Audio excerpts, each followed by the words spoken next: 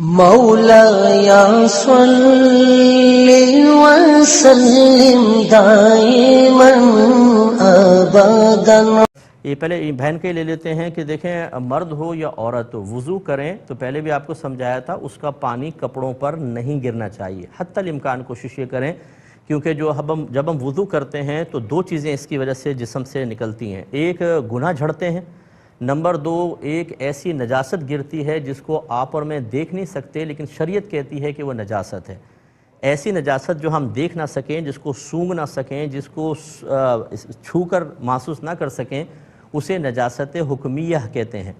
جیسے بے وضو پن حالت جنابت ہے یا بہنوں کی حالت حیض و نفاس ہے، یہ کوئی آپ چھو کر محسوس نہیں کر سکتے۔ ایک حائضہ بہن کھڑی ہوں، ایک بغیر حیض والی ہوں، دونوں ایسی ایک جیسے لگیں گی۔ ایک جنبی شخص ہے، غیر جنبی، ایک باوضو ہے، بے وضو، کوئی فرق نہیں ہو سکتا، اور نہ آپ ان کو محسوس کر سکتے ہیں کہ یہ بے وضو ہے باوضو ہے۔ یہ نجاست حکمیہ ہے۔ جب آپ وضو کرتے ہیں تو اس پانی سے نجاست حکمیہ بھی گرتی ہے، تو یہ نجاست اور پھر گناہوں کی آلودگی، اس سے اپنے کپڑوں کو آلودہ کرنا علماء نے اس کو مکروہ لکھا ہے۔ لہٰذا بہتر یہ ہے کہ آپ چہرہ دھوئیں، پھر ایک کوئی کپڑا لیں، میں نے آپ کو پہلے بھی سمجھایا تھا، ہلکا سا اس کو صاف کریں کہ قطرے ٹپکنا موقوف ہو جائیں، مکمل طور پہ صاف نہ کیا کریں، کیونکہ اس کی یہ تری جو ہے یہ انشاءاللہ بروز قیامت آپ کے میزان میں تولی جائے گی۔ اسی طریقے سے بازوؤں کا مسئلہ ہے، چاہے مرد و عورت دونوں کو احتیاط کرنی چاہیے۔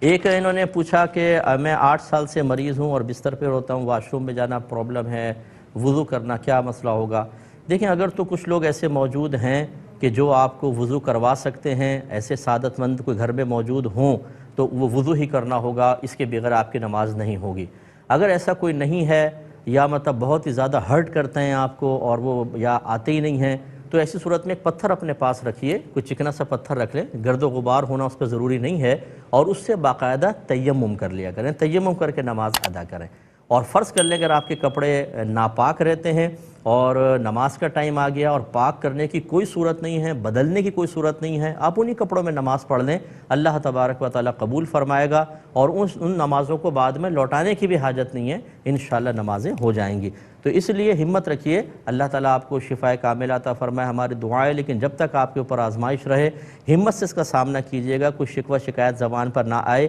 صرف ایک ہی زبان پہ لفظ آئے، الحمدللہ رب العالمین علی کل حال، میں اللہ تعالیٰ کا شکر ہے، اس کی حمد ہے ہر حال میں۔ جب میدان محشر ہوگا، میرے آقا صلی اللہ علیہ وسلم ارشاد فرماتے ہیں کہ مصیبتوں میں رہنے والوں کو جنہوں نے اس پر صبر کیا، جب اللہ تعالیٰ انعام دے رہا ہوگا تو ان انعامات کو دیکھ کر وہ لوگ جو دنیا میں بڑی عافیت اور سکون سے رہے، اس بات کی تمنا کریں گے کہ اللہ تبارک و تعالیٰ ہماری کھالوں کو کینچیوں سے کاٹے،